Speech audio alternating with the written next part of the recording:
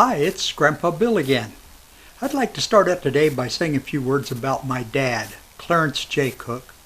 He was born in Kentucky near the West Virginia border and grew up there on a farm that was tucked away up deep in the Appalachian Mountains. It was rare that Dad would ever talk about his childhood. But one day when he and I were hanging out together, he told me about the time that he first saw an airplane. Word had spread all over the area where Dad lived that there was going to be an airplane coming into the little farming community that was near his home. Everyone planned to go see it. So when the day came, Grandpa hitched up the team to the wagon, and everyone piled in and off they went. Dad then recounted the first time that he ever saw an airplane. And to the best of my memory, these are Dad's words. I jotted them down and thought about them a while, and I think I have it pretty close to what he said. So I'm going to read that to you. They brought the plane in on a horse-drawn wagon, unloaded it, and put the wings back on it so we could see what an airplane looked like. Then they invited everyone over and showed us how the stick and the rudder pedals controlled the airplane. Then they had everyone stand way back. One guy got in the plane and the other stood at the propeller. The guy standing at the propeller started spinning it over and over again, and suddenly the engine roared to life. They revved the engine up 2 or 3 times, then they shut it off. And it was all over. They took the wings back off, loaded the plane and the wings back on the wagon, and headed to the next town. Well, that one event lit a fire in my Dad's heart. Dad began to secretly dream of becoming a pilot himself one day. Although the plane never left the ground, Dad's imagination did. I've often wondered if events like that one that I just told you about were what sparked the era of barnstorming. Then came September 1st of 1939, the start of World War II. Then on December 7th of 1941, Japan bombed Pearl Harbor, and Dad joined the Army to fight for his country. Dad was still in his teens when he joined up, and he went directly from the farm right into the Second World War. He was deployed to the Philippines and served on a tank crew, but every chance he got, he would head out over to where the pilots hung out, where they had their planes parked, and talk with them, trying to beg a ride in one of the planes. Being around those pilots further fueled Dad's dream of becoming a pilot himself. Dad told me that as they were taking the Philippines, among other things, they took a Japanese airfield. He said there were planes sitting all over the place, and some of them were completely undamaged. So he asked around to see if there were some way that he could own one of them. Like maybe if they took the guns and everything off of it, it was just a plane. Well, it wasn't long until Dad's questions were answered graphically. What happened next still cut at Dad's heart years later. I can still remember seeing the deep sadness on his face as he told me about watching perfectly good airplanes being bulldozed into the ocean. He wanted so very much to learn to fly, and then possibly one day reach for the golden ring of owning his own plane. Then one day what seemed like the answer to Dad's dream just dropped out of the sky. That day, an authentic, genuine, fly-by-the-seat-of-your-pants barnstormer landed on the dirt field in Superior. There aren't many true barnstormers around today. By that statement, I mean that The man that I met used road maps, not charts, and pilotage to get from place to place. His plane didn't even have a radio in it. Pilots today use VORs, GPS, and sometimes a Loran to get from place to place. This barnstormer landed that Aronica tail dragger on that dirt field and just hitchhiked into town. He put the word out all around that he was giving rides around Superior for a price. And if someone wanted to learn how to fly a plane, he'd be giving flying lessons as well. Well, my dad saw this as the chance to finally achieve his lifelong dream of becoming a pilot. And he talked it up to a bunch of his friends. And there were several of them that went out there and started taking flying lessons from this barnstormer. As often as I could, I would hang out down there at the airport, and I'd watch my dad as he flew around Superior, making turns about a point or S-turns across the highway. I even got to see my dad do a stall or two, which scared me even though I was on the ground. But I never did ever get to see him do a spin, although he told me he did do a few of them. Even though I was standing there on the ground looking up in the sky, in my imagination, I was up there with my dad. I got hooked just as much as he was hooked. By the time Dad was ready for his first solo cross-country flight, all of his friends had pretty well dropped out from taking lessons for one reason or another. But Dad had every intention of being a pilot, and he wasn't about to quit.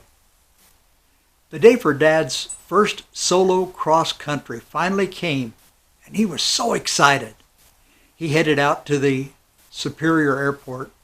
Family actually took him out to drop him off. When we got there, there was no plane. There was no pilot. So we decided we would hang out and wait with him until the pilot got back. After a while, though, Dad's excitement began to turn into worry. He started mumbling questions like, was there a new student pilot that he didn't know about? Was someone out taking a sightseeing flight? Or worse, maybe the pilot had gone out and there'd been a crash landing somewhere and he needed to go out and find him and help him. So finally we headed back into town to ask around to see if anyone knew where the pilot had been flying that day. After searching for a while, Dad finally found someone who knew what had happened. For Dad, it was the worst possible answer he could ever receive. That barnstormer had packed up and flown out of town, taking with him the money Dad had paid him for that solo cross-country. Well, Dad's heart was broken, and he never ever again took another flying lesson. He was warmer than a summer breeze. He was softer than his silver hair. He was brighter than the twinkle in his eye as he rested in his easy chair. And I remember how he used to smile and tell me all about the folks back then. And if I had my way, you know I'd be there today, and I'd do it all over again. Like my dad, I promised myself that I would one day become a pilot. I was living in Locust Grove, Oklahoma when I started my pilot's training. I studied hard and was in the air practicing as often as I could. But I'd like to tell you a little bit about my instructor. He'd flown everything I could think of and had even done a little barnstorming in a biplane. I guess that's why he loved pilotage so much. He constantly harped at me about using pilotage and insisted that I always keep an eye out of the plane to find landmarks on every flight in conjunction with using the VOR. Instruments can fail, he always said. Pilotage is navigation by reference marks or checkpoints that you select on your navigational chart prior to your flight. You can use those landmarks not only to verify that you're on course, but also you can tell whether you're ahead of or behind your projected schedule, your projected arrival time at your destination. He loved to take me to these little short fields for short field landings and takeoffs. And he was always taking me to this one field that had this pine forest right at one end of it. My heart would be in my throat every time I took off toward those pine trees. I know one time, my very first time, after we took off, we had just barely cleared the trees. And I reached over and I took off the 10 degrees of flaps. We started to sink back into the trees. I never made that mistake again. He seemed to get some kind of extra special thrill out of going to grass fields or muddy dirt fields when it was raining, so I could practice soft field takeoffs and landings. Time flew by, no pun intended, and suddenly I found myself at the same point in my training that had stopped my dad. I was facing my first solo cross country. I was to fly from Pryor, Oklahoma to Joplin, Missouri and return. I'd built this day up in my mind as if it were a monster, mostly because it was the point where Dad had ended up stopping his training. Would this day stop me? Or was the monster I was about to face just made of straw? I knew that if I could just get by this day, if I could actually complete my first solo cross country, then I would make it all the way and become a pilot. In my mind, I was fighting this monster not only for myself, but also for my dad. When I arrived at the airport, there were several of the guys that I'd gotten to know there, several of the other pilots, hanging out, purposefully waiting so they could poke a little fun at me before my flight. So I decided I'd just ask them for some tips, some pointers, something that might help me in my first solo cross country. They'd say things like, "Oh, you got this," or "Relax, calm down, and you'll be okay." So I sat down and carefully plotted my course, filed my flight plan, and headed out the door. Once outside, one of the pilots stopped me as I was almost to that little Cessna 152 that I'd rented and said, "Bill, I just got back, an hour or so from Joplin, and I was up in the control tower talking to the air traffic controller. He's really a great guy, and he knows a lot about flying. So if you get a chance, stop by there and talk with him for a little while. It'll be worth your time." Well, my flight to Joplin was uneventful, and I surprised myself when I made a beautiful crosswind landing.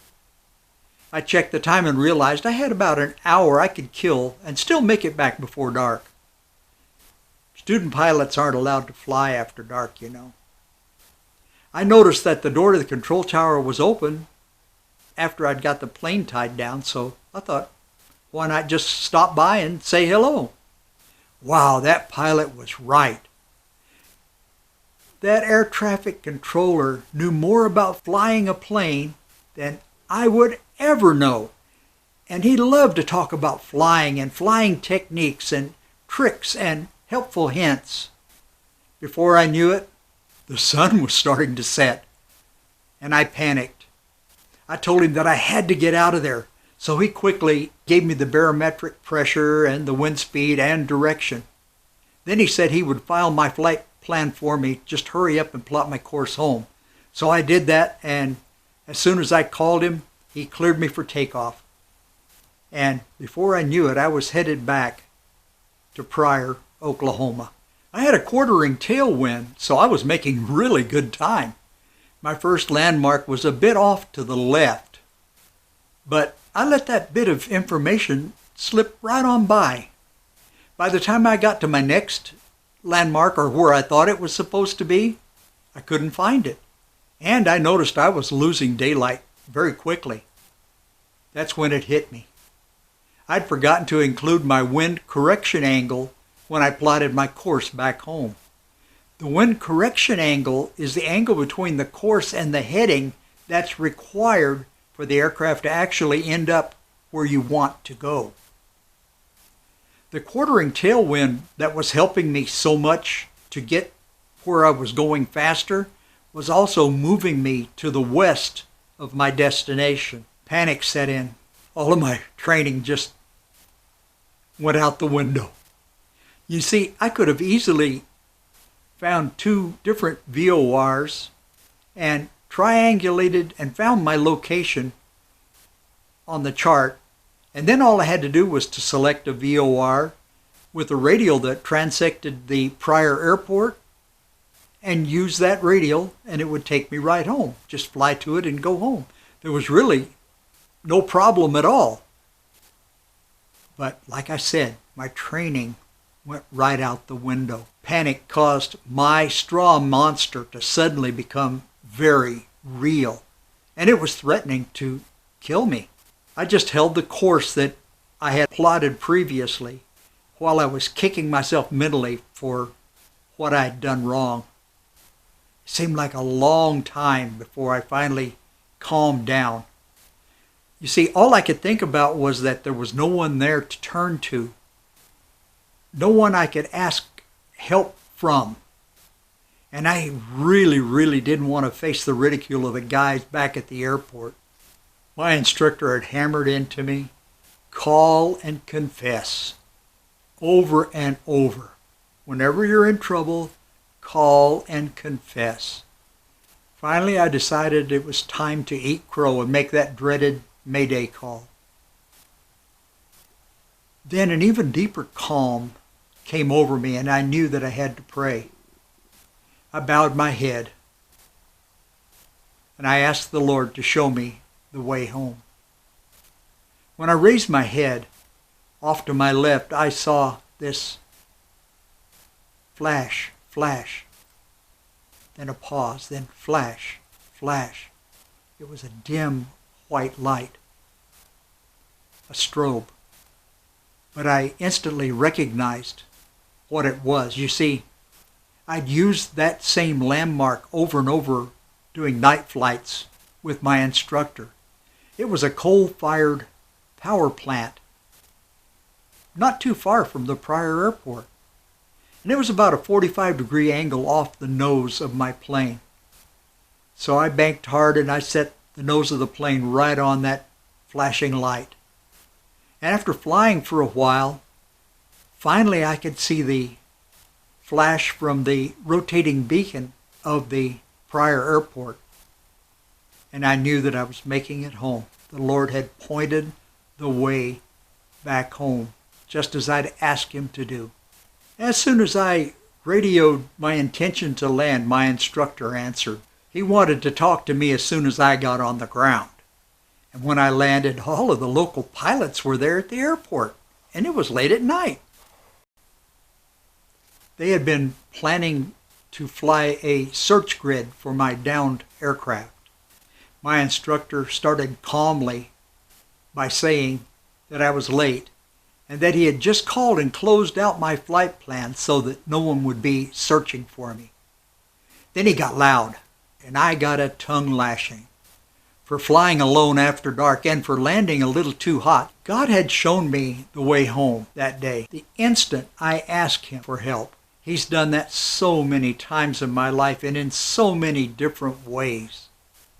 And I have no doubt that he will continue to do it until the day he decides to take me home. The monster that I faced that day, no matter how terrifying it was at the moment, became nothing but straw. And it was swept away like chaff in the wind created by the hand of God. What monster are you facing? Is life a joy, or is it filled with strife? I'm wondering, do you need someone who will always show you the way home?